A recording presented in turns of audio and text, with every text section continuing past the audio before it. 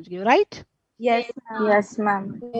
अच्छा ये बताओ, आप में से कितने बच्चों को लग रहा था भी +2 ऑफलाइन होएगी? लग रहा था?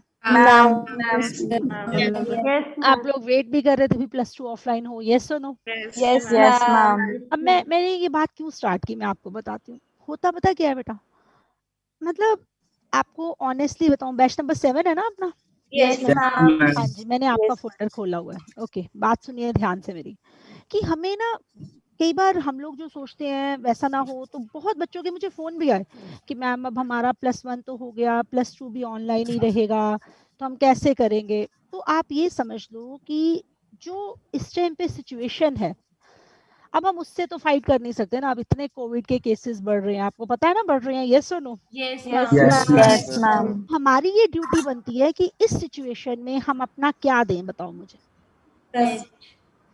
दो ऑप्शंस है, एक है कोई भी पर्सन, कोई भी बच्चा, स्टूडेंट या कोई एनीबडी जो यहाँ पे नेगेटिव हो जाए इस सिचुएशन में, वो कमियां देखे यार क्या करें, कुछ भी हो। जैसे फॉर एग्जांपल आप हो, वो कहे कि घर में तो पढ़ाई नहीं होती, कैसे करें, घर में पढ़ नहीं पा रहे, वो कॉम्पिटिटिव स्पिरिट नहीं मिल रही, इकट्ठे बैठ के हम बच्चों को देख नहीं पाते कि पढ़ रहे हैं। और एक बच्चा है जो पॉजिटिव है, वो ये सोचता है कि भी ये तो ब्लेसिंग्स होगी ना, हॉस्टल के भी कई प्रॉब्लम्स होती।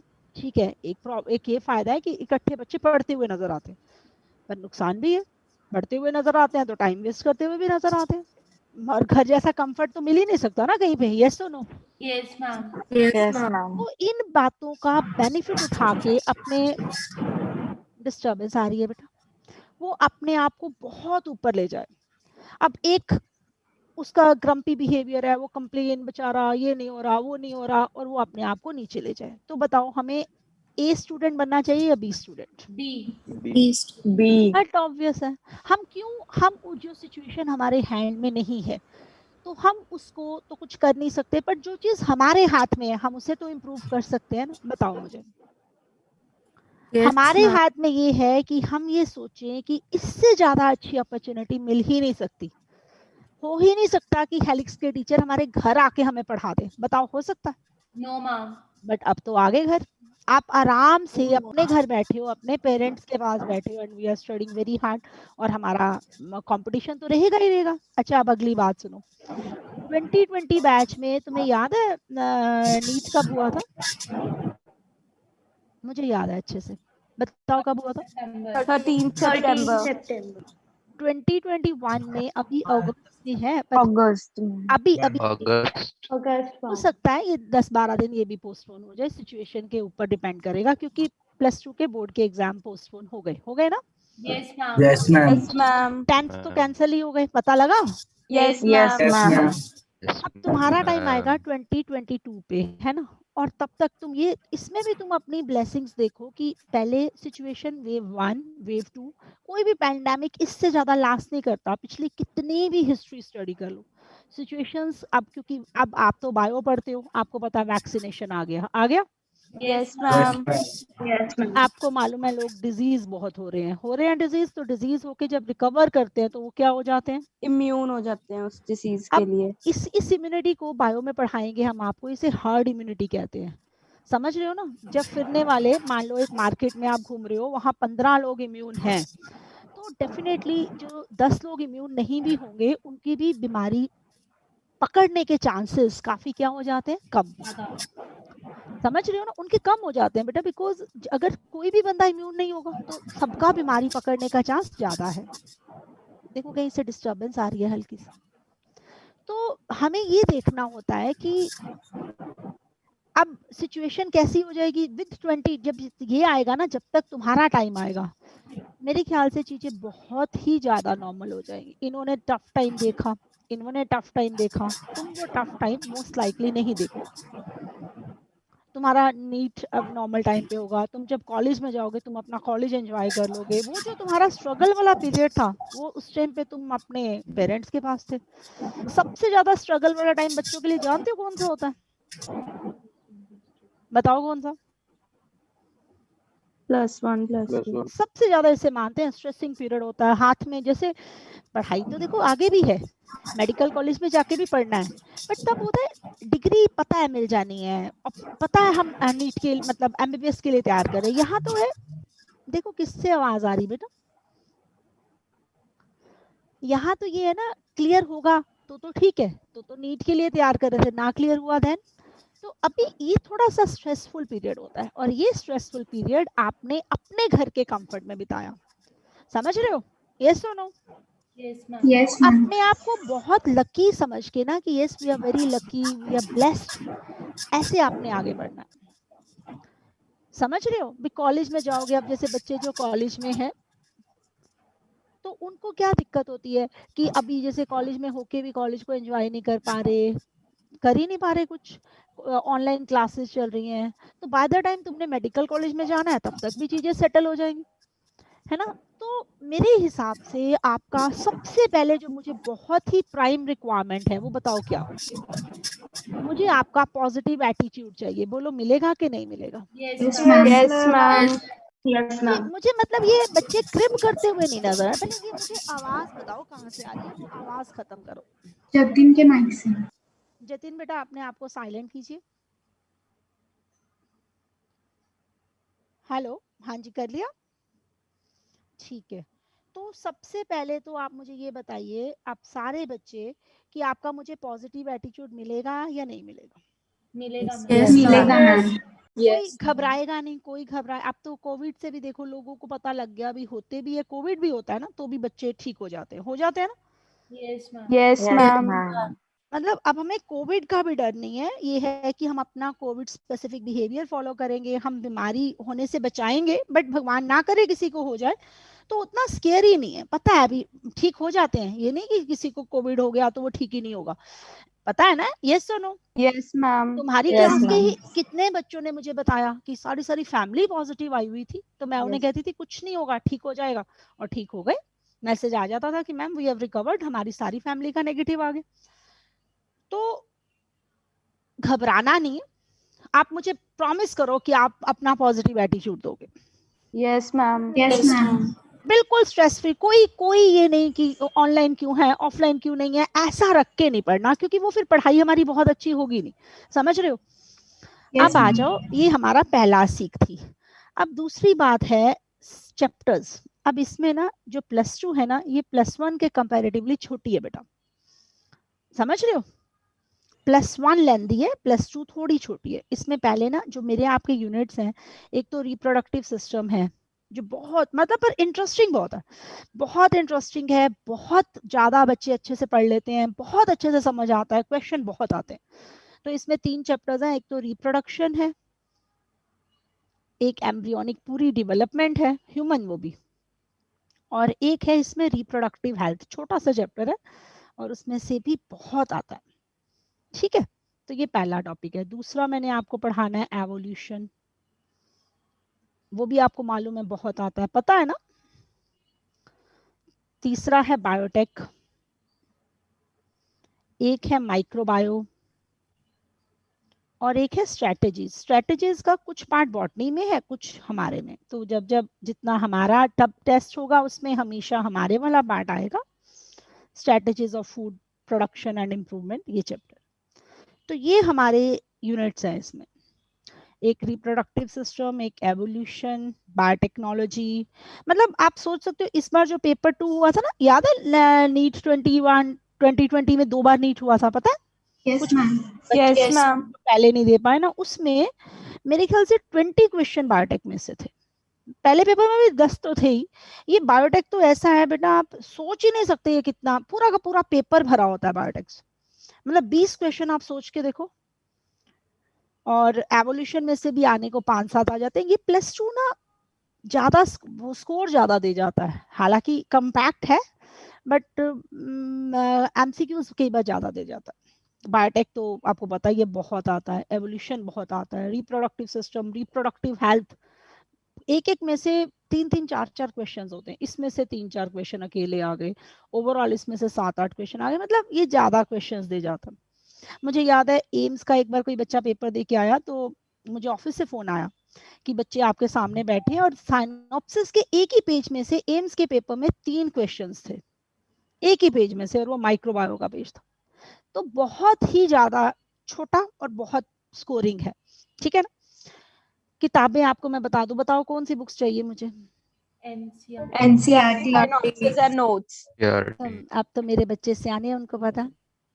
मेन हमारी कौन सी बुक होती है, NCERT साइनॉप्सिस और नोट्स में उन्हीं की क्या होती है, एक्सप्लेनेशन। Explanation.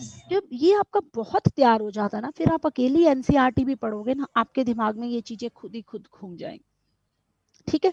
तो वही +2 की एनसीईआरटी, कुछ पार्ट बॉटनी में, कुछ जूलॉजी में, ये मेरे टॉपिक्स हैं, ठीक है। जेनेटिक्स आएगा और बॉटनी के टॉपिक बॉटनी वाले मैम आपको बता दे।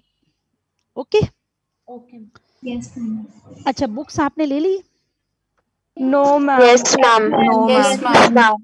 अच्छा, अगर आपने नहीं ली तो आप बुक्स ले लीजिए, बुक्स तो लो गई, एनसीईआरटी परचेज करो, साइनॉप्सिस अपने आपको मिल जाएंगे। सर तो भिजवा ही देते थे, अब इस बार देखो क्या बनता है सीन, भिजवाएंगे या जैसे भी देंगे तो आपको आपके साइनॉप्सिस मिल जाएंगे। नोट्स आपने खुद बनाने।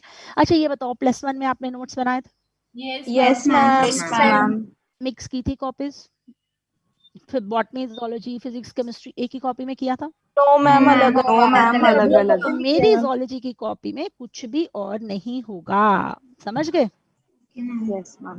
और वो नोट्स में NCERT, synopsis, IOA question, simple language, ये सारा बेनिफिट हो जाता। तो आपने नोट्स पढ़ लिए तो आप समझ लो आपका सब कुछ कवर हो गया, समझ गए। तो आपने नोट्स, अपने हाथ से बनाए हुए नोट्स बहुत ताकतवर होते हैं, वो हमने बनाने हैं, ठीक है। फीलिंग यही होनी चाहिए कि क्लास ऑफलाइन है, और एक और फीलिंग कि मैं हर बच्चे के साथ पर्सनली बैठी हूँ, हर बच्चे को ये लगना चाहिए कि मैं उससे ही पढ़ा रही हूँ, समझ आ गया। Yes ma'am. बोलो रहेगा ये। Yes, ma'am. Yes, very good. और तुम बताओ, +1 का स्कोर कैसा रहा स्कूल के एग्जाम्स का। अच्छा था मैम, अच्छा रहे एग्जाम्स +1 के, स्कूल में दिए या नहीं दिए। दिए थे मैम, दिए थे ना, तो अच्छे रहे, मुश्किल तो नहीं आए। थोड़ा सा डिफरेंस था मैम। बेटे बस एक बात याद रखना कि सब्जेक्टिव, जब हम नोट्स बनाते हैं ना, अपनी सब्जेक्टिव ऑब्जेक्टिव साथ ही तैयार हो जाए। अच्छा रही बात बोर्ड के एग्जाम, तो बोर्ड का एग्जाम तो एनसीईआरटी के बाहर आता ही नहीं, हो सकता किसी स्कूल ने थोड़ा बहुत कोई बाहर से भी डाल दिया हो, कोई फर्क नहीं, तुमने कुछ भी एडिशनल नहीं करना। Have faith in the system, तुमने जो हम करा रहे हैं ना, मतलब मैं ये आपको लिख के दे सकती हूँ कि आप उसके बाहर कुछ भी ना करो, whatever we are doing, वो उसके बाहर नीट में ईश्वर की कृपा से कुछ नहीं आता, और अगर आता है वो इतना वेग होगा कि वो क्वेश्चन ही 0 है, छोड़ दो उसको, समझ गए ना। उस एक क्वेश्चन से अपना कुछ नहीं फर्क होना, अपने पास अगर 99.9% क्वेश्चन अपने रीच में है तो हम ऑल इंडिया रैंक फर्स्ट भी ले सकते, समझ आ गया। Yes ma'am. तो अपने ही नोट्स पे आपने रहना है, जो हम नोट्स बनाएंगे वो सब्जेक्टिव भी कवर करेंगे, नीट तो आपके लिए सब्जेक्ट असाइनमेंट आरपीएस सारा टेस्ट, क्योंकि मेरा मेन फोकस तो है ही किसके ऊपर, नीट के ऊपर। बिल्कुल बिल्कुल सही बोला मैंने, तो मेन आपको तैयार ही उसके लिए करना है। बट मेरा +2 भी बिल्कुल इग्नोर नहीं रहेगा, बोर्ड एग्जाम है आपके होंगे भी, और things are going to be very good in the coming time. तो बहुत अच्छा आप +2 में भी करोगे, this is my promise. But उस प्रॉमिस को मेंटेन करने के लिए आपको बहुत सारा क्या करना पड़ेगा, हार्ड वर्क और क्या रहना पड़ेगा, पॉजिटिव और हर प्रॉब्लम किससे शेयर करनी पड़ेगी, पेरेंट्स। पास है ना वो बड़े आराम से, उनसे हमें भी कर सकते हो, कॉल कर लो, कोई प्रॉब्लम नहीं। बट सबसे पहले आप अपनी कोई भी प्रॉब्लम होती है आप अपने मम्मा पापा से शेयर करो, उन्हें बताओ कि we are facing this problem, वो आपकी हेल्प कर देंगे, छुपाना नहीं, समझ गए ना। Yes ma'am. बताओ जी, कोई प्रॉब्लम आप बताओ, कुछ पूछना हो आपने। हमारे ये वाले पॉइंट सारे कवर हो गए, नोट्स की, बुक्स की बात। अब तुम्हारी कोई क्वेरी हो, कुछ पूछना मैम। चाहते हो जी। मैम एक बार एनसीईआरटी का एडिशन बता दो, एडिशन ना एक्चुअली अभी 2022 का आया नहीं है। अच्छा रुको मैं बताती हूँ, एनसीईआरटी जब भी खरीदोगे ना उसके ऊपर बार कोड होना चाहिए, ठीक है। और लेटेस्ट जो एनसीईआरटी है, जैसे हो सकता है 2020 की मिल जाए तुम्हें या 2021 की मिल जाए, ठीक है, तो लेटेस्ट ही लेना, राइट। बार की है नहीं मैम, आई नहीं 19 की 2021 की आ गई मैम। तुम्हें जनवरी 2019 की मिली। यस यस मैम जनवरी 2019 19 की, उसके बाद की मिली किसी को? जनवरी 2019 के बाद की किसी के पास है? यहाँ लिखा होता है, ये जो फर्स्ट पेज है ना बेटा, इसके यहाँ पे आपके पास ईयर लिखा होगा फर्स्ट पेज के बैक पे। किसी बच्चे को इसके बाद की मिले? No, ma'am. मैम 2021 की आ गई है।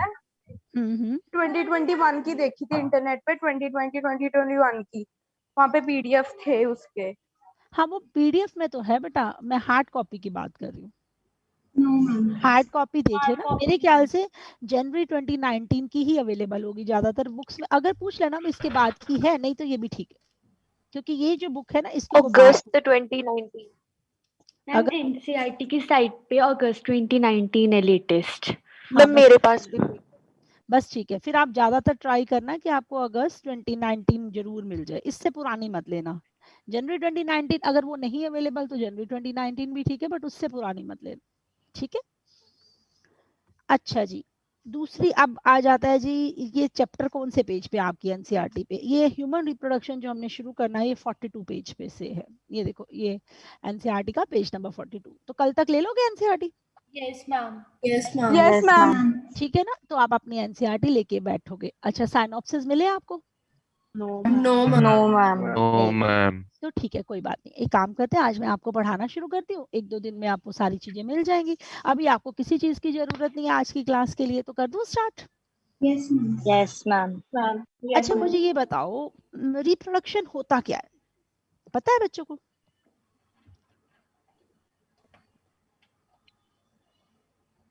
बताओ क्या होता है रिप्रोडक्शन? परपेचुएशन, दिस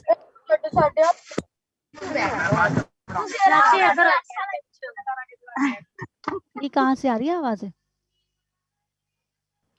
हाँ जी बेटा, ability of the living organisms to give birth to the young ones of their own kind, है ना?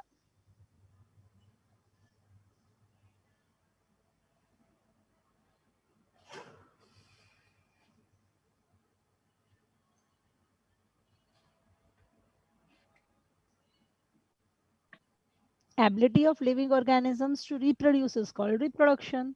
Reproduce मतलब giving birth to the young ones of their own kind. Yes or no? Yes, ma'am. Yes, ma'am. It's a feature of living organism. मानते हो ना? Yes, ma'am. इसमें क्या है कि इस चैप्टर में को शुरू करने से पहले कुछ टर्म्स हैं जो हमने +1 में पढ़ी थी, जो हमारी हेल्प करेंगी। तो क्या वो टर्म्स डिस्कस करने की परमिशन है मुझे? Yes, ma'am. Yes, ma'am. Yes ma'am. और तुमने मुझे आंसर करने हैं बिकॉज वो तुमने पढ़ी हुई है। पूछूं, what is the difference between asexual reproduction and sexual reproduction? हाँ बच्चों, क्या डिफरेंस है एसेक्सुअल रिप्रोडक्शन में और सेक्सुअल रिप्रोडक्शन में? बताओ जरा। मैम एसेक्सुअल में सिर्फ एक ही ऑर्गेनिज्म की जरूरत होती है, उसी से दूसरा बन जाता है, बट सेक्सुअल में 2 गमीट्स जैसे मेल और फीमेल दोनों चाहिए होते हैं। अरे गुड अक्षिका, इसमें ना मेन ये होता है बेटा, there is no formation and fusion of gametes, ये याद रखना। जो आपने बोला मोस्टली वो यूनिपेरेंटल होती है और ये मोस्टली बाइपेरेंटल होती है, but sexual reproduction can be uniparental also. एक ही ऑर्गेनिज्म में 2 गैमीट्स बन रहे हैं, जैसे बाइसेक्सुअल पढ़े थे ना तुमने? Yes, ma'am. तो मेन डेफिनेशन दोगे कि there is formation and fusion of gametes. जो एसेक्सुअल रिप्रोडक्शन होती है ना, इसमें वेरिएशन नहीं आती, पता है? Yes, ma'am. सेक्सुअल रिप्रोडक्शन में Variations are वेरिएशंस आती हैं। वेरिएशंस आती हैं, एवोल्यूशन होता है, चेंज होता है। क्या आप अपने मम्मा पापा के क्लोन्स हो? बिल्कुल No, ma'am. No ma'am. You are different ना। Yes, तो ma'am. यहाँ पे फॉर्मेशन है, फ्यूजन ऑफ गैमीट्स है, जो ऑर्गेनिज्म आ रहा है वो पेरेंट से अलग है। वो आपकी पॉइंट बिल्कुल गलत नहीं था, मोस्टली ये बाइपेरेंटल होती है। बाइपेरेंटल मतलब इसमें 2 पेरेंट्स इन्वॉल्व है, बट ऐसा रूल नहीं है। एंड मोस्टली ये क्या होगी बताओ मुझे? यूनिपेरेंटल।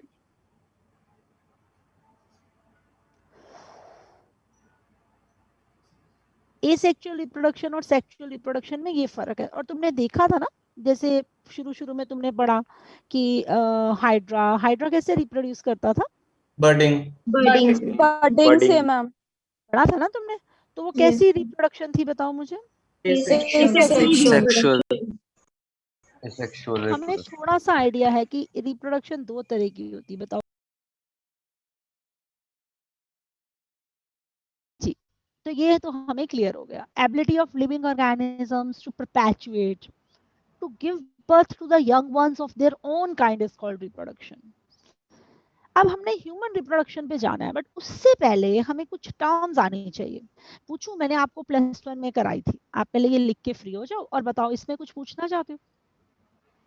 आपको जो साइनॉप्सिस मिलेगा ना बेटा, उस साइनॉप्सिस में फर्स्ट पेज पे आपके पास मेल और फीमेल में डिफरेंस लिखा है, प्राइमरी सेक्स ऑर्गन और सेकेंडरी सेक्स ऑर्गन में डिफरेंस लिखा है। तो जैसे ही साइनॉप्सिस मिलता है ना, इसका ये फर्स्ट पेज आपने पढ़ना है, ये हम बाद में डिस्कस करेंगे। हम तो शुरू में मेल रिप्रोडक्टिव सिस्टम से स्टार्ट कर देंगे, जब आपको बुकलेट मिल जाएगी ये छोटी बच्चों वाली चीजें तो बाद में कवर हो जाएंगी, ठीक है ना?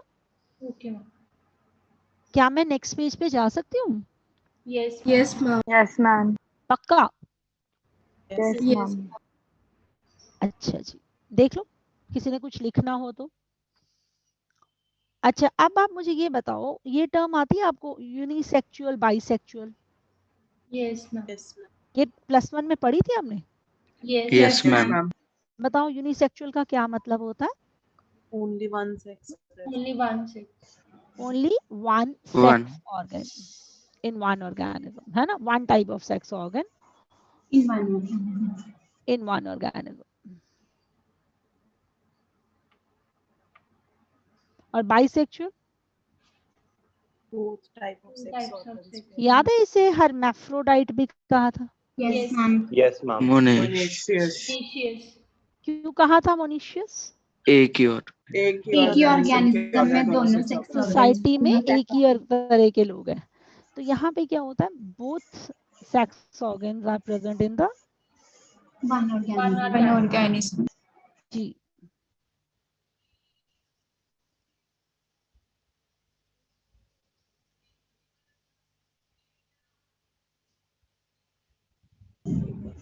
कोई डाउट?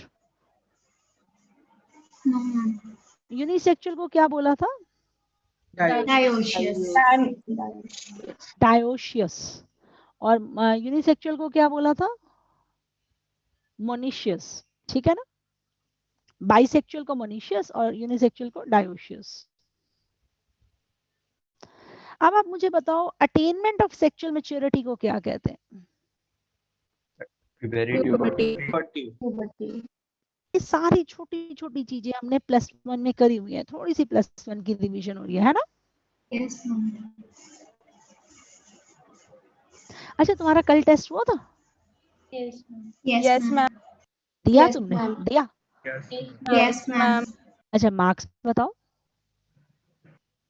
मार्क्स बताओ अपने। आए किसी के? अच्छा ये बताओ, किसी के 650+ आए? Yes, ma'am. Very good. किसके आए 650+? Gorish. गौरिश। गौरिश तेरे तो 670 है ना? 680, ma'am. Very good, very good. Devansh के कितने? 682. Very good. और नमन के? 670. वेरी गुड, शाबाश, बहुत अच्छा बेटा। और किसी बच्चे के 600+ हो? मैम जोलॉजी मैम, बहुत ज्यादा गलत लक्षिता। हो गई। जोलॉजी बहुत ज्यादा गलत होगी। जोलॉजी तो आसान थी। मैम पता नहीं मैम, मुझे ऐसा था फिजिक्स केमिस्ट्री कम आती है, मैं सारा दिन वही पढ़ता रहा पूरा एक मंथ। सारा कुछ पढ़ते हैं। अच्छा देखो, जोलॉजी मैं तुम्हें फिर बता रही हूँ, बायो ना आसान है और +2 की तो ज्यादा आसान है। हालांकि आप ये कह लो +2 वाली जो है ना, सारी कंसेप्चुअल सी है, एवोल्यूशन को समझना पड़ेगा, रट्टे नहीं लगेंगे। रिप्रोडक्शन तो वैसे ही बहुत इंटरेस्टिंग है, बहुत इंटरेस्टिंग। बायोटेक बहुत अलग तरह का चैप्टर है, दिमाग लगता है उसमें भी। तो ये बहुत अलग है, पर बड़ी जल्दी हो जाती है। तो पर जितना टाइम इसको चाहिए ना, उतना जरूर दे देना, समझ गए? Yes yes ma'am. फिर अच्छे से फायदा होएगा। और नंबरों से चिंता नहीं करनी बेटा, नंबर जितने भी हैं उसको तुम बहुत आगे तक ले जा सकते हो इस साल, बहुत आगे तक। +1 में अगर आपके 400 भी आ गए ना फुल सिलेबस में, तो भी चिंता नहीं, तुम बहुत आगे जा सकते हो, प्रोवाइडेड तुम चाहते हो। तो ये टर्म्स तुम्हें आती थी, यूनिसेक्सुअल, बाइसेक्सुअल, प्यूबर्टी। एक कई बार टर्म होती है जैसे वर्ड यूज हो जाता है स्यूडो प्रिकॉसिटी,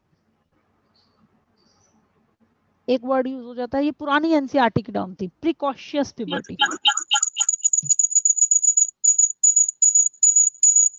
कुछ डिस्टर्बेंस आ रही बेटा, देखो आ रही है ना?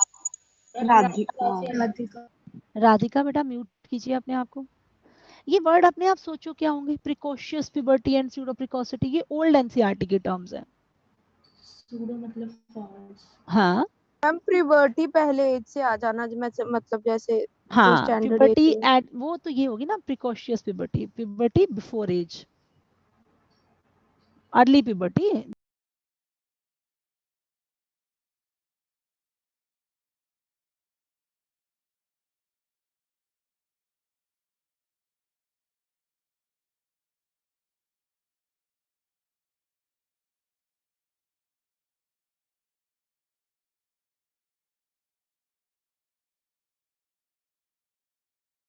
सेकेंडरी सेक्स कैरेक्टर आ जाते हैं अर्ली,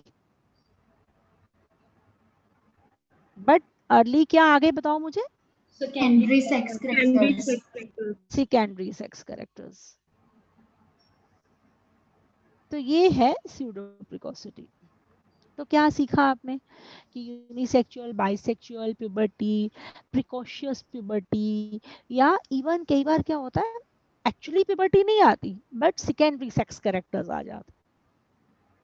अब हमें और क्या सीखना है इससे, before we are starting this chapter, detail of this chapter, that is the male reproductive system. एक दो टर्म्स और, तो ये आप लिख के फ्री हो जाए और मुझे बताएं आपको समझ आया?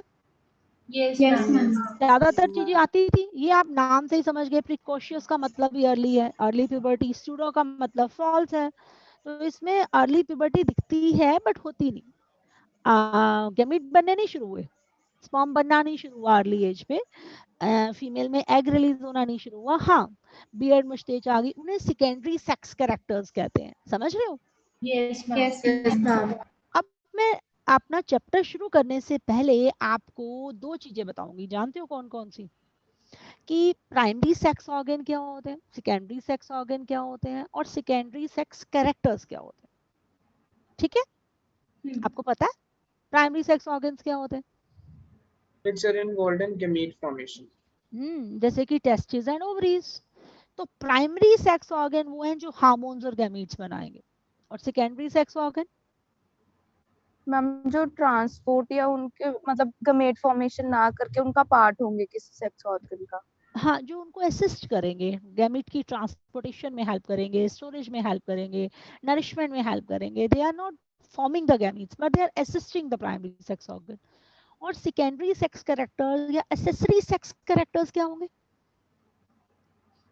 जैसे कि बॉडी में changes ma'am which show up after the puberty, मतलब जो जिससे तुम एक्सटर्नली मेल और फीमेल में डिफरेंस बता सको। For example beard and moustache in males, memory gland की डेवलपमेंट या broadening of pelvis in female.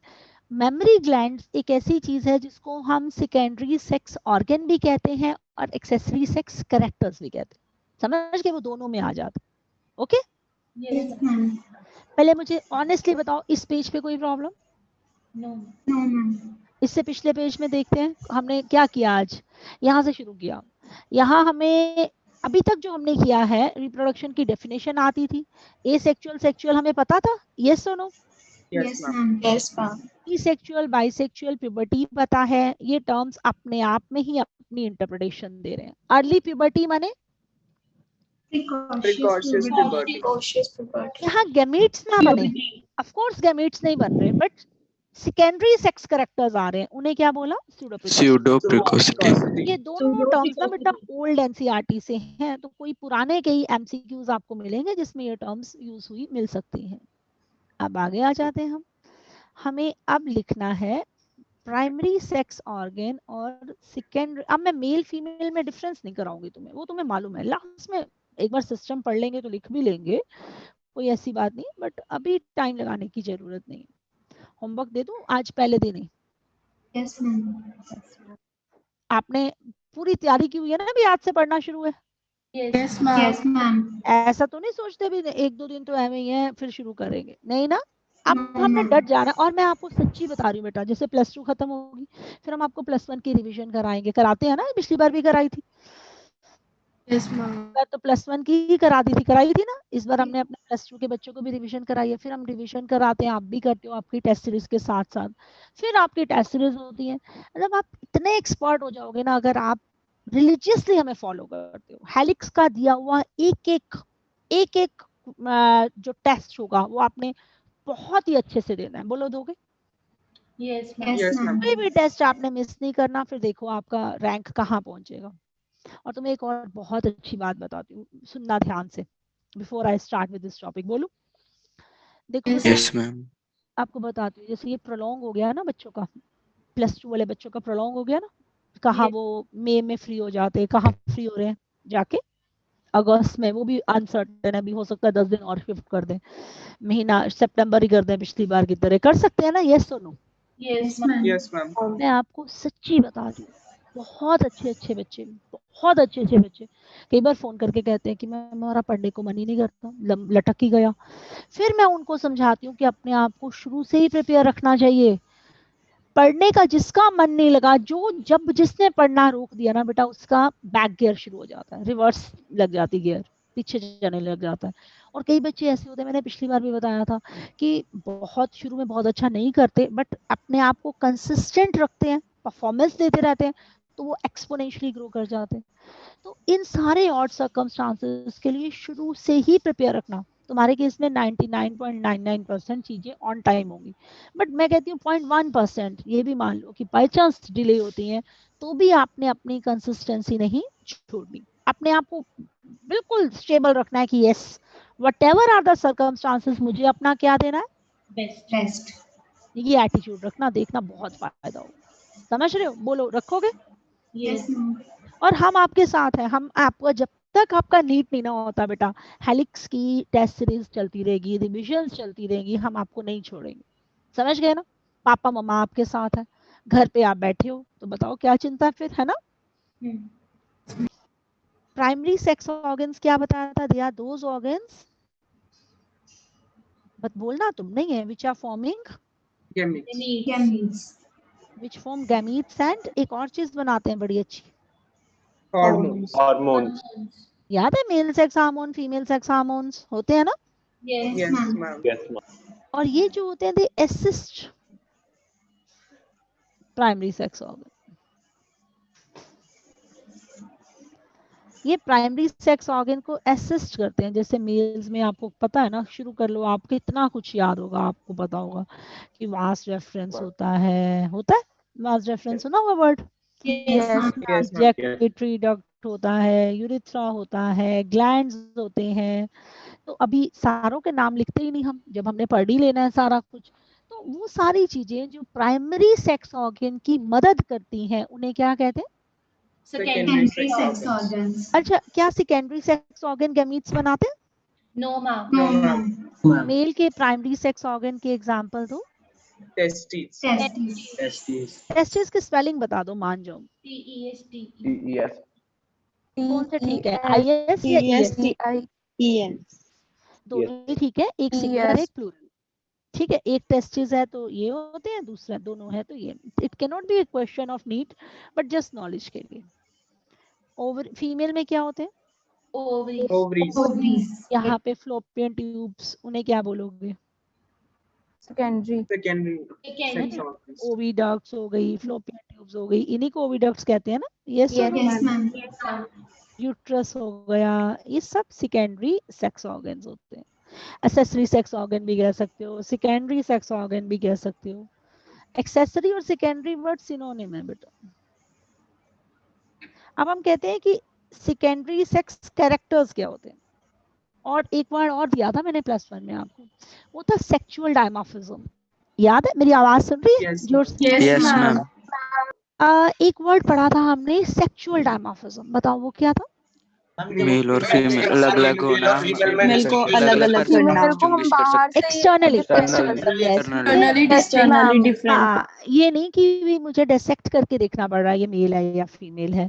तो वो सेकेंडरी सेक्स कैरेक्टर्स वो हैं जो सेक्सुअल डायमॉर्फिज्म प्रोवाइड करते हैं। अब हमें अगले पेज पे जाना है, बताओ जी, परमिशन है? Yes, ma'am. Yes ma'am. Primary sex organ वो जो गैमीट्स बनाते हैं, वो जो हार्मोन्स बनाते हैं। सेकेंडरी सेक्स ऑर्गन वो जो गैमीट्स को ट्रांसपोर्ट करते हैं, जो प्राइमरी सेक्स ऑर्गन को असिस्ट करते हैं। ठीक है ना? अच्छा, नाम सारे रटने की अभी जरूरत ही नहीं। हमने देखो इस टेस्ट में अपना मेल सिस्टम और फीमेल सिस्टम का कुछ पार्ट आना है, समझ गए? मैं आपको बता दूंगी, 10 लेक्चर्स हैं। अब हमने लिखना था एक्सेसरी सेक्स कैरेक्टर्स। क्या होते हैं रजे accessory sex characters which helps in Journal. Sexual dimorphism. या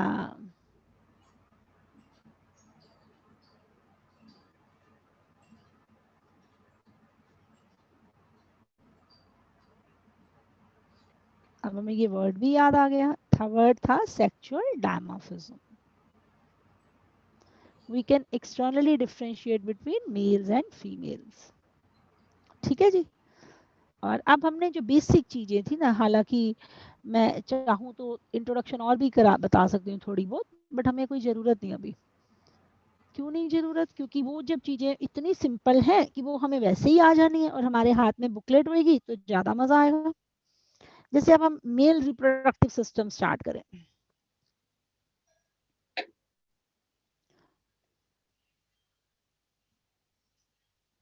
करें start mail reproductive system? Yes, ma'am. अब हमने ना पहले मेल रिप्रोडक्टिव सिस्टम की स्टडी करनी है अच्छे से। तो हमारा सिस्टम शुरू हुआ मेल रिप्रोडक्टिव सिस्टम, फिर पढ़ेंगे हम female reproductive system.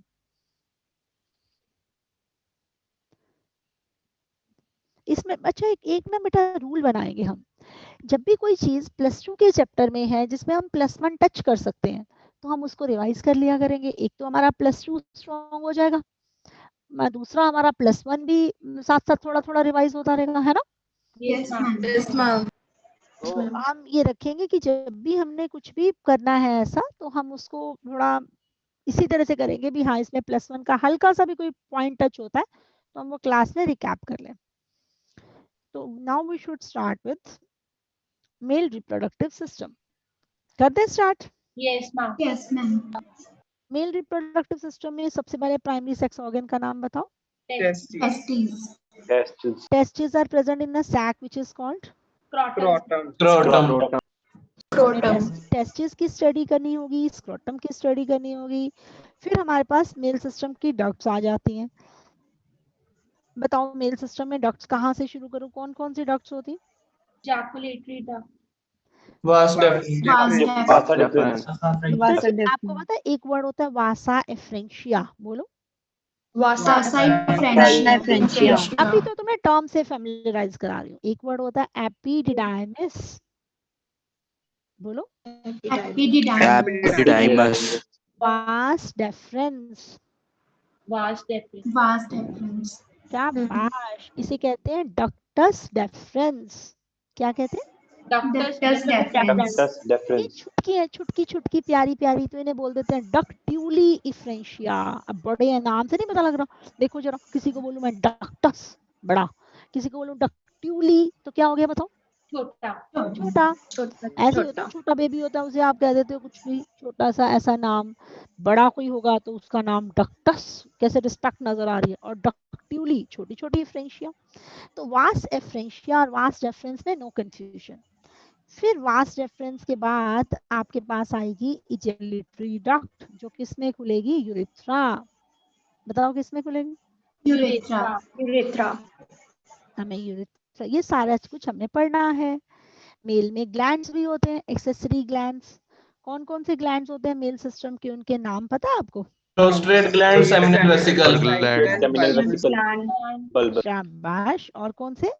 Bulbourethral gland. मेरे बच्चे तो पढ़े लिखे हैं, very good, God bless you. Prostate gland. और कौन सा ग्लैंड? Seminal vesicle. नाम, सिर्फ नाम, अभी एक एक चीज डिटेल में पढ़नी है। और तीसरा क्या आ जाएगा? Bulbourethral. आपको पता है बल्बोयूरेथ्रल ग्लैंड को कॉपर्स ग्लैंड भी कहते हैं? Yes ma'am. कॉपर्स ग्लैंड का दूसरा नाम? Bulbourethral gland. अच्छा देखिए जरा किसको ये नाम याद हुए, देखते हैं, हैंड रेज करना। मैं अगर तुम्हें सारी +2 क्लास में याद करा दूं तुम्हें अच्छा लगेगा? Yes ma'am. मतलब इतने अच्छे से समझ होगी, जो नाम है वो याद होंगे, जो कंसेप्ट है तुम्हें बस सिर्फ रिवाइज करना है घर जाके। तुम्हें ये मैं कोशिश करूंगी कि एक एक अक्षर क्लास में ही याद हो जाए, बस तुम रिवाइज करो और एमसीक्यू सॉल्व करो। बोलो ठीक है? Yes, ma'am. Yes, ma'am. Testes, they are present in a pouch called scrotum. हमें ये दोनों पढ़ने हैं। देन और भी डक्ट्स होती हैं, vas efferentia, epididymis, vas deferens, ejaculatory duct, urethra। अच्छा एक बात बताओ, देखो तुम्हारा दिमाग, इनमें से कौन कौन सी चीज पेयर्ड है और कौन सी चीज अनपेयर्ड है? वैसा क्वेश्चन पूछते हैं ना, नीट में आया हुआ है, how many of the following parts of male system are paired? Testis. बताओ। Testes paired. Deferens. Vas deferens. Scrotum, 1.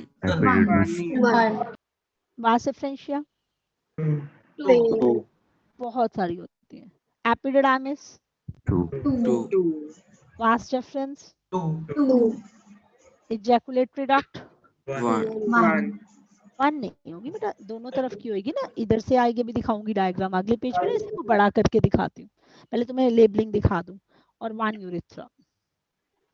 और ग्लैंड्स में भी प्रोस्टेट ग्लैंड सिंगल होता है, बाकी दोनों क्या होते हैं? पेयर्ड। Paired. रहेगा याद?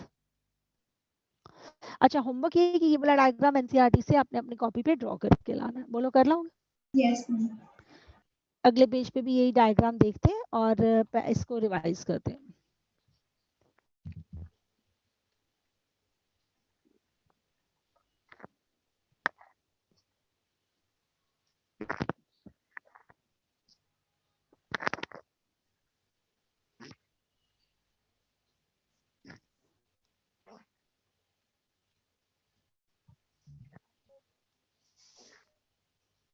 हाँ जी बेटा, चले अगले पेज पे। No ma'am. मेल सिस्टम के सारे पार्ट आपने अच्छे से नाम याद कर लिए। आप लिखे, ये मेन चैप्टर आपका शुरू हो गया बेटा। अब पहले तो वो तो आपको पहले ही आता था, है ना? Yes, ma'am. जी लीजिए, पहले सुनाइए। Testis are present in a pouch which is called Scrotum. शाबाश। अच्छा सच्ची बताना, आपने कभी ऐसा किया था? ऑनेस्टली एडमिट करना है, भी +1 में क्लास चल रही हो, आप इधर उधर हो गए हो? No ma'am. किसी ने भी? No, ma'am. अगर करा था तो +2 में वो नहीं होना चाहिए। मुझे पता है वैसे पीएमटी वाले बच्चे ऐसा कभी नहीं करते, पढ़ने वाले बच्चे, बट अगर किसी ने वो गलती करी भी है तो अब वो +2 में रिपीट नहीं करेगा। बोलो ठीक है ना? कोई भी गलती की आपने, कोई भी गलती की आपने जो आपको लगता है यार नहीं करनी चाहिए थी, अब आपने उसे अब नहीं रिपीट करनी, because this is the final year, है ना? ये सुनो। Yes, ma'am. अच्छा जी, अब मैं तुम्हें ये डायग्राम में ये चीजें दिखाती हूँ। एक काम करते हैं, अगले पेज पे चलते हैं जरा। बताओ मुझे ये क्या है जिसको मैं हाईलाइट करूंगी? ये क्या है? Testis. This is present in a pouch which is called Scrotum. Testis के साथ ना, ये अब जैसे यहाँ पे इन्होंने ट्यूब्स दिखाए हुए हैं, they are vasa, Efferentia. they open into this tube, this is called Epididymis. Epididymis. आप इमेजिन करो ये 6 मीटर लंबी ट्यूब होती है। ये नीट का सबसे फेमस क्वेश्चन है, बीच में इसका ना साइज डाल देते हैं किसी क्वेश्चन में। नॉर्मली बच्चे सोचते हैं मीटर थोड़ी हो सकती है, सेंटीमीटर होगी, इसे गलत मान लेते हैं। ये बहुत क्वाइल्ड होती है बेटा, ये 6 मीटर लॉन्ग है, स्क्रॉटम में ही पड़ी है। और ये देखो फिर this leads to this tube, highlighter उठाओ, ये वाली ट्यूब देख रहे हो ना? Yes, ma'am. बताओ इसका नाम क्या है? वास Vas ये जो वास्ट रेफरेंस होती है ना, ये भी नीट का क्वेश्चन है। देखो this is coiled in the beginning, आप देख सकते हो कई कई क्वेश्चन डायग्राम अच्छे से देखा हो ना, अपने आप ही सॉल्व हो जाते हैं, देन इट बिकम स्ट्रेट। और ये देखो ये क्वाइल करती है, it coils over the urinary bladder, देख रहे हो? Yes, ma'am. लूप किसके ऊपर बना रही है? This is forming a loop over the end फिर ये कंबाइन करती है duct coming from the seminal vesicle. बोलो किससे जुड़ती है? Coming from seminal vesicle. उस डक्ट से जुड़ जाती है और ये बनाती है इजैकुलेटरी डक्ट, और दोनों इजैकुलेटरी डक्ट आके यूरिथ्रा में खुल जाती है। ये यूरिथ्रा है, यहाँ से यहाँ तक। ये क्या है? ये वास डिफरेंस स्क्रोटम को से छोड़ के ऊपर आ गई, और बताओ किस में आ गई? एब्डामन में। ब्लैडर के ऊपर से घूमती हुई किसके साथ जुड़ गई बताओ मुझे? Seminal vesicle. ये यहाँ तुम्हें इतना अच्छा नहीं दिखेगा, मैं बनाऊं जरा, तुम्हें उससे ज्यादा अच्छी नजर आएगी। ये देख रहे हो ये कौन है? Vas deferens. ये अगर सेमिनल वेसिकल है तो ये उसकी डक्ट के साथ जुड़ के ये ऐसे बना लेती है। This is ejaculatory duct. Ejaculatory duct हमेशा किन दो डक्ट के फ्यूजन से बनती है? Seminal vesicle. और ऐसी कौन सी डक्ट है जो स्क्रोटम को छोड़ के एब्डामन में एंटर कर जाती है? Vas deferens. तो ये जो इजैकुलेटरी डक्ट है ये बताओ किस में खुल जाएगी? यूरेथ्रा। ये इसको मिल गई ना, इसकी डक्ट को दोनों जुड़ गई, तो इजैकुलेटरी डक्ट है। And then it opens into urethra. इधर से भी एक आएगी, इधर से भी, तभी ये पेयर्ड होती है। ये बहुत छोटी सी, सिर्फ 2 सेंटीमीटर लंबी ट्यूब होती है जो इसमें खुल जाती है, जिसको आप यूरेथ्रा कहते हो। क्या बोलते हो? यूरेथ्रा। और इसमें अगर मैं आपको ग्लैंड दिखाऊं, हाइलाइटर उठाती हूँ, ये वाला ग्लैंड देख रहे हो? Yes ma'am. इस ग्लैंड का नाम बताओ। Prostate gland. ये पेयर्ड नहीं है, ये सिंगल ग्लैंड है, यूरेथ्रा के ऊपर ऊपर है, यूरेथ्रा के ऊपर वाले पार्ट में। ये वाला ग्लैंड देख रहे हो? यस। Bulbourethral gland. और ये वाला ग्लैंड? Seminal vesicle. ये पेयर्ड है सेमिनल वेसिकल, ये प्रोस्टेट ग्लैंड अनपेयर्ड है, और ये कॉपर्स ग्लैंड। हमें इनकी डिटेल भी पढ़नी है, तीनों ग्लैंड्स की। और ये मेल का यूरेथ्रा है। मेल यूरेथ्रा बहुत लंबा होता है, याद है ना, पढ़ा भी था उसका पहला पार्ट, प्रोस्टेटिक, फिर मेम्ब्रेनस ये छोटा सा, और फिर पेनाइल जो पेनिस में से गुजरता है। तो ऐसा कौन सा पार्ट है जो पेनिस में से गुजरता है?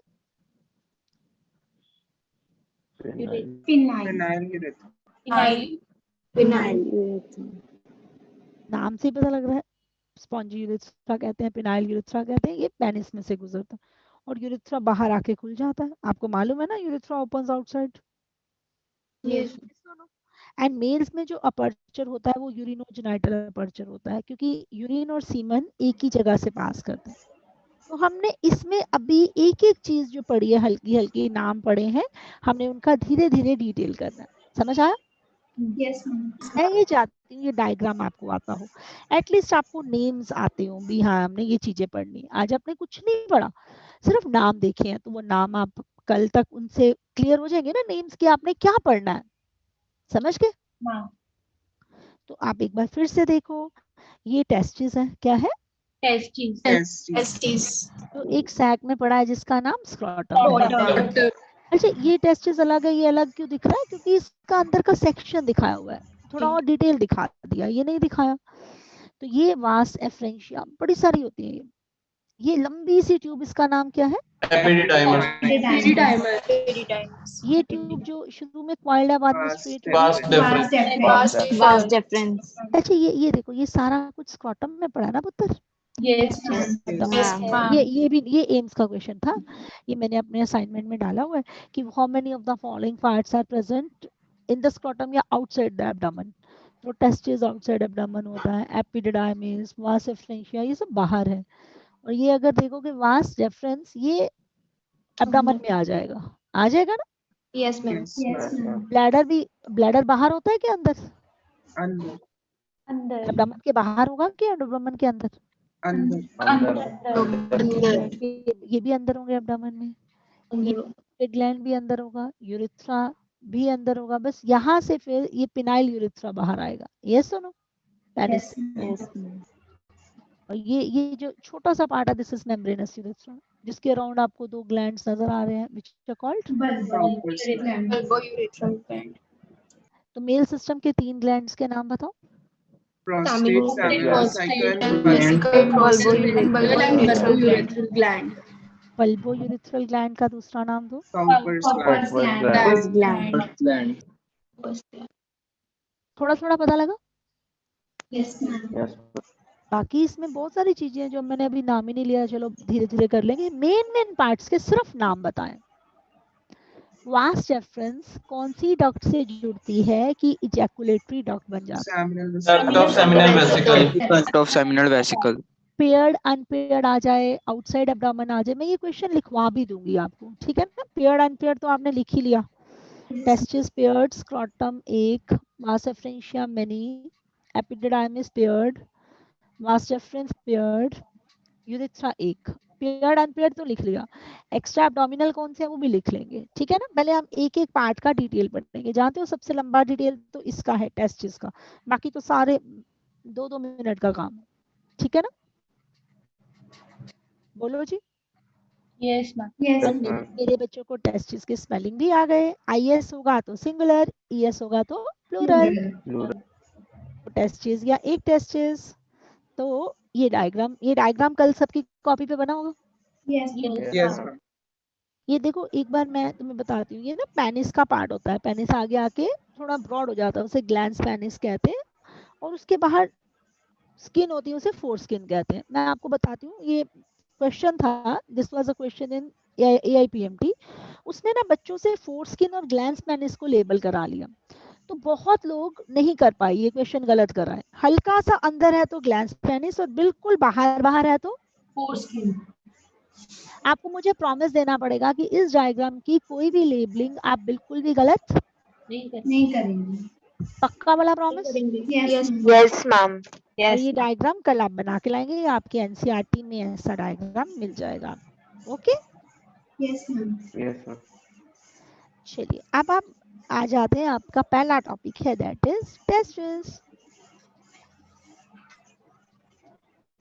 किसी ने कुछ पूछना हो, पिछली किसी भी स्लाइड में से कोई स्लाइड देखनी हो, कोई प्रॉब्लम हो,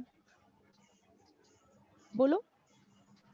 एक बार रिपीट करते चलते हैं, किसी का कुछ मिस हो गया हो तो। ये देखो, पहले हमने रिप्रोडक्शन को डिफाइन किया।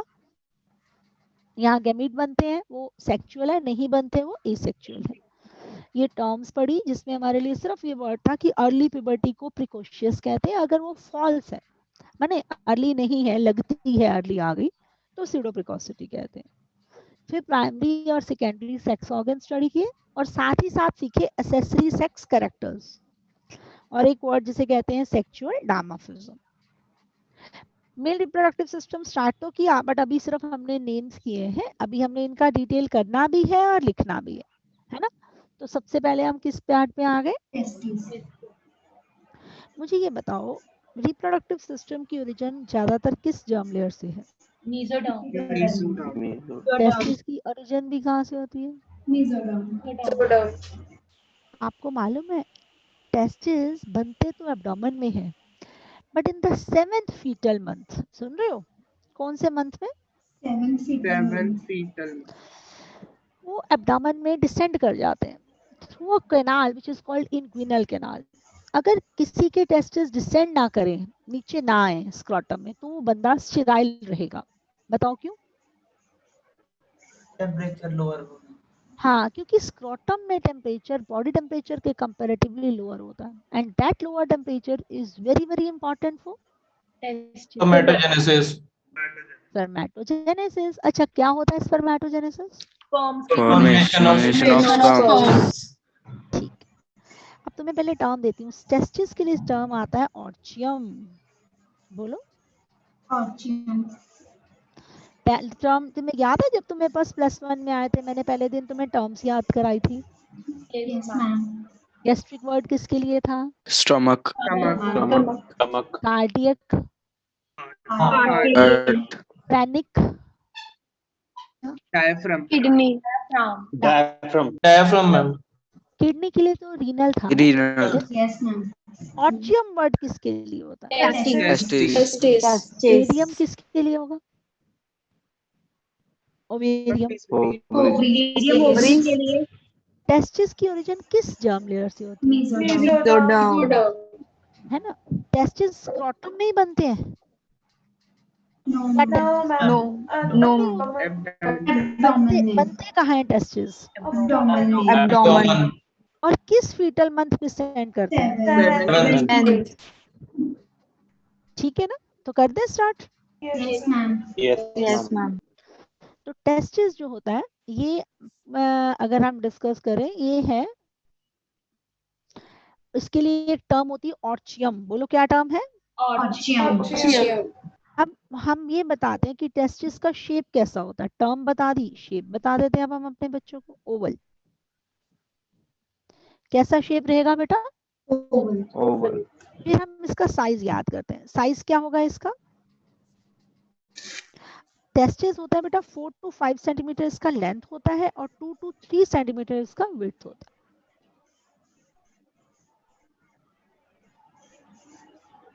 ये एनसीईआरटी ने दिया हुआ है, तो आपको लर्न करना है डाटा उतना ही जितना किसने दिया हुआ है? एनसीईआरटी।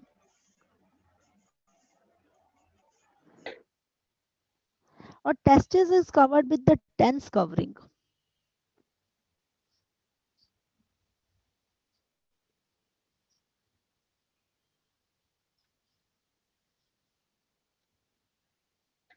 टेस्टिस के बाहर बहुत सारी क्या होती है? Dense covering. Testes have their origin from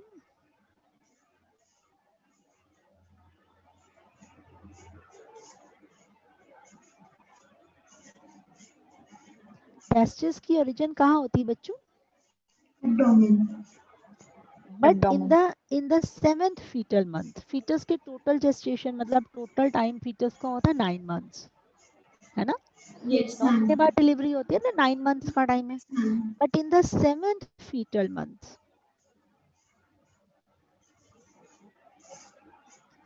testis descend in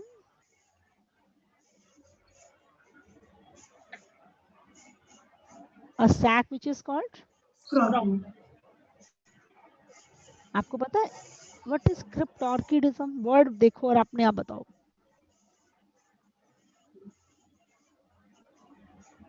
what is क्रिप्टोर्किडिज्म?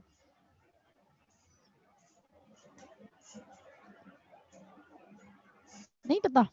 जब टेस्टिस डिसेंड ना करें। जी जी, failure of testis to descend in the scrotum.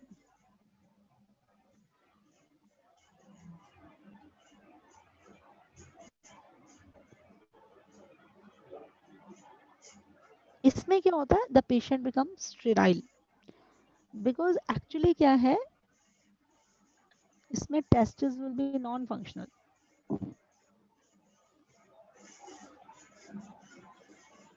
क्यों नॉन फंक्शनल होंगे? क्योंकि उनको अपना काम करने के लिए टेम्परेचर लो चाहिए, और लो टेम्परेचर कौन प्रोवाइड कर रहा है? स्क्रॉटम। तो इसलिए वो फंक्शनल ही नहीं हो पाते। वर्ड है क्रिप्ट ऑर्किडिज्म, क्योंकि ऑर्चियम वर्ड किसके लिए आया था? टेस्टिस के। पहले इस पेज को अच्छे से देखते हैं, आराम से करेंगे फिर आगे बढ़ेंगे। टेस्टिस मेसोडर्मल है, ज्यादातर रिप्रोडक्टिव सिस्टम मेसोडर्मल है, कुछ एंडोडर्मल भी है, वो आपको बता दूंगी। ऑर्चियम वर्ड किसके लिए आता है? टेस्टिस की शेप बताओ क्या है? Oval shape. लर्न हो जाना ओवल चाहिए। लेंथ कितनी है बताओ? 4 to 5 5 centimeter. Very good, batch number 7। और विड्थ कितनी होती है? 2 to 3 सेंटीमीटर। टेस्टिस के बाहर डेंस फाइब्रस टिश्यू की कवरिंग रहती है। टेस्टिस भले ही एब्डोमेन में बनता है, बट 7th मंथ में ये डिसेंड कर जाता है स्क्रॉटम। और अगर कहीं टेस्टिस स्क्रॉटम में डिसेंड ना करे तो इस कंडीशन को क्या कहते हैं? क्रिप्टोर्किडिज्म। ऑर्चियम वर्ड किसके लिए आता है? टेस्टिस। पहले आप ये मुझे इतना सुना दो, टेस्टिस की फिर बताओ लेंथ कितनी है? 4 to 5 centimetre. 2 to 5 centimetre width कितनी है? 2 to 3 सेंटीमीटर। अच्छा, अब आप मुझे ये बताओ कि टेस्टिस के बाहर 3 कवरिंग होती हैं, सुनी हुई है आपने? ट्यूनिका वजाइनालिस, ट्यूनिका अल्बुजिनिया और ट्यूनिका वेस्कुलोसा। अब मैं आगे वो बनाऊंगी, चले आगे। Yes, मैम कोई बच्चा जिसका रह गया हो? टेस्टिस के बाहर कितनी कवरिंग होती है? T coverings. कौन कौन सी?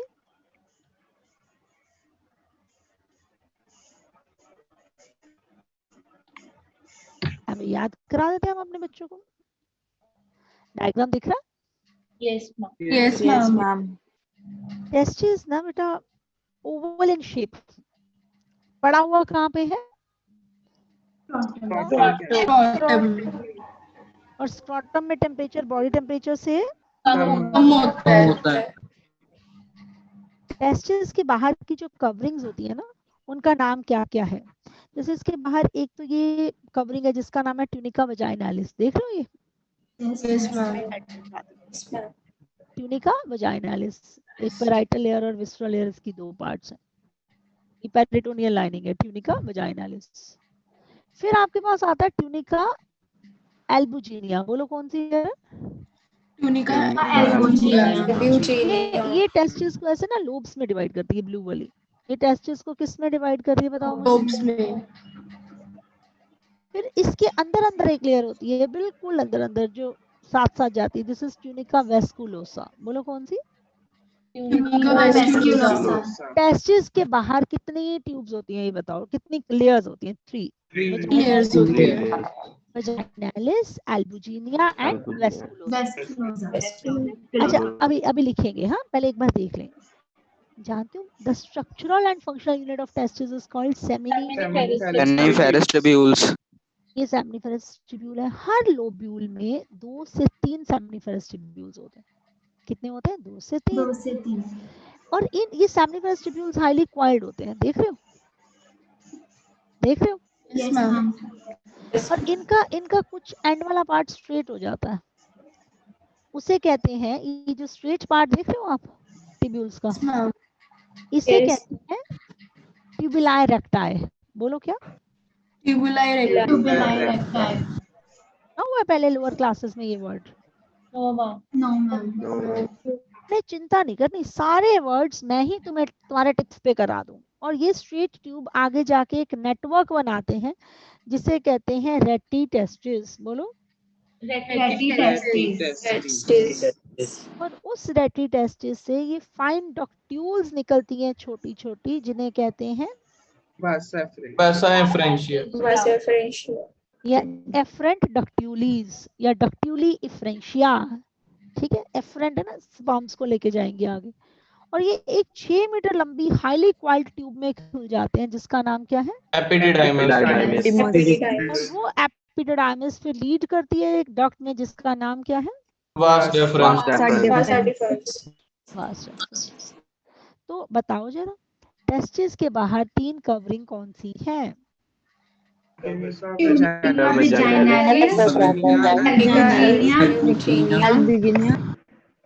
ये आज का लास्ट पॉइंट है, फिर एक बार रिवाइज करेंगे फिर class wise. 3 coverings of testis, बताओ कौन कौन सी?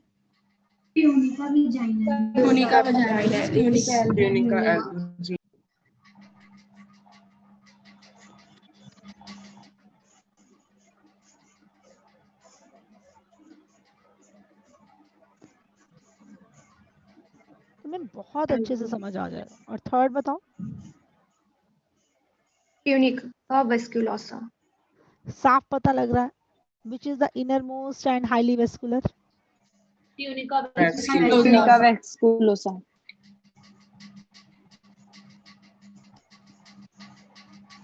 Which is the fibrous layer which divides testes into lobes?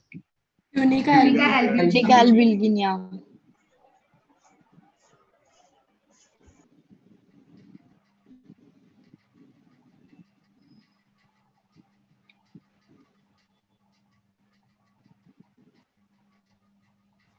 Or which is the outermost? Tunica। ये पार्शियल कवरिंग होती है बेटा, थोड़ा सा देखो डायग्राम में, ये पूरे को नहीं सराउंड करती, आगे आगे है। आउटरमोस्ट है, पार्शियल कवरिंग है, पेरिटोनियम की लाइनिंग है, वजाइनालिस। बोलो क्या कहते हैं? वजाइनालिस। ये आउटरमोस्ट है बट पार्शियल है, ये फाइब्रस है, और यही वो लेयर है जो टेस्टिस को लोब्स में डिवाइड करती है। और what is the structural and functional unit of testis? Seminiferous tubules. Seminiferous tubules. What is the structural and functional unit of kidney? Nephron. What is the structural and functional unit of lungs? Alveoli. Shabash.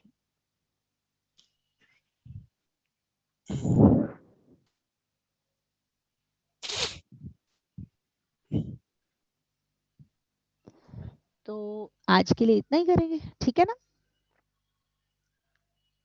Tunica vaginalis देख लिया ना आपने? कल मैं आपको ये diagram और tests ये सारा दोबारा बना के दिखाऊंगी।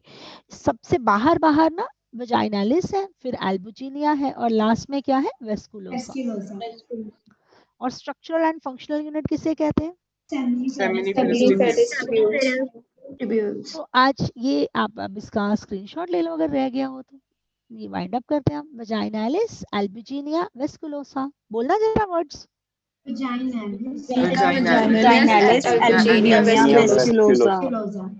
पता ही लग रहा है वेस्कुलर है तो वेस्कुलोसा, एल्बुजिनिया फाइब्रस और बाहर वजाइनालिस।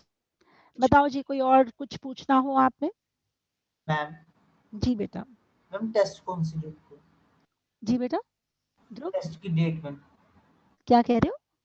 टेस्ट की डेट मैम, डेट कौन सी को टेस्ट? 10 लेक्चर्स के बाद है बेटा, बता दूंगी, कल तक बताती हूँ, ठीक है? Okay ma'am. ओके बेटा, take care, God bless you. Thank you ma'am. Bye bye बेटा। मैम सर का टाइम हो गया? हेलो हाँ जी मनीष मैडम। सर। हाँ जी मैम। सर आपकी 40 पे नहीं क्लास शुरू होती? नहीं मैम, ये ना इन्होंने एक्चुअली 9:35 पे की हुई है शुरू। अच्छा ठीक है ठीक वो है। एक्चुअली ना इन्होंने हाफ एन आवर का ब्रेक बाद में दिया हुआ है, सेकंड बाद में क्लास दिया के है। बाद हाफ एन आवर का ब्रेक ठीक है है ठीक है, actually वो ना। बढ़िया। वैसे ठीक है, आपकी क्लास भी शुरू होगी। हाँ जी हाँ जी। मुझे ओके लगता sir, bye bye. Okay bye bye ma'am. Bye sir. Bye bye. Good morning sir. चलो गुड मॉर्निंग जी, गुड मॉर्निंग बेटा। थैंक्स गुड मॉर्निंग जी, गुड मॉर्निंग।